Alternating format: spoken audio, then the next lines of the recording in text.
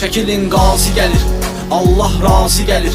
Yolunda qurban kəsver, nəzir niyazi gəlir. İtirib əlin qolun ayaqlarına ancaq ki düşmənə verilməyən bütöv bir ərazi gəlir. Çəkilin qazi gəlir. O həmin qazidir ki verdi ki gözlərini, vətənin tarixinə qanla yazıb sözlərini, elə dərindən atıb ki Şuşada izlərini. Ayağını öpməyə quyruq bulayan tazi gəlir. Çəkilin qazi gəlir.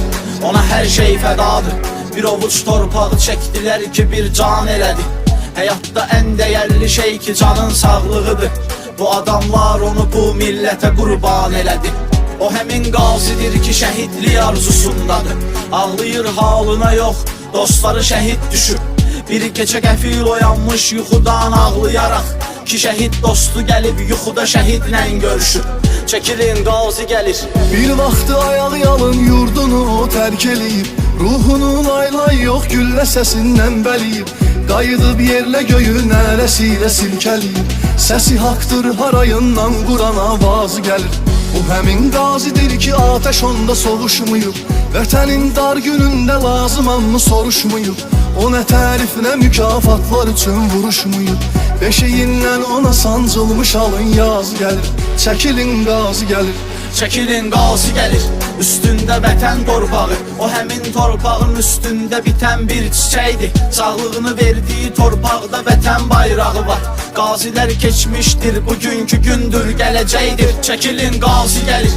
Yolunda çiçək səpir, aldığı güllə yarası bu millətin ürək dağıdır. O sarğılar ki bağlanıbdı onun yaralarına, həmin o qanlı sarğılar qeyrət bayrağıdır. Çəkilin qazi gəlir. Mübarizin Poladın yerini yağıya verməyəcək, qulağında Xudayarın səsi var getməyəcək. Bəlkə də günəş nuru bir də gözünü görməyəcək. Xarı bülbül gülünün xəyalında nazı gəlir. Vətən uğrunda ölənlər ölü olmaz diridir, çün şəhadət kişinin qeyrətinin təsiridir. Qarabağ məmləkəti möcüzələrdən biridir, görməyənlər daha görməksin o ecazı gəlir. Çəkilin qazi gəlir.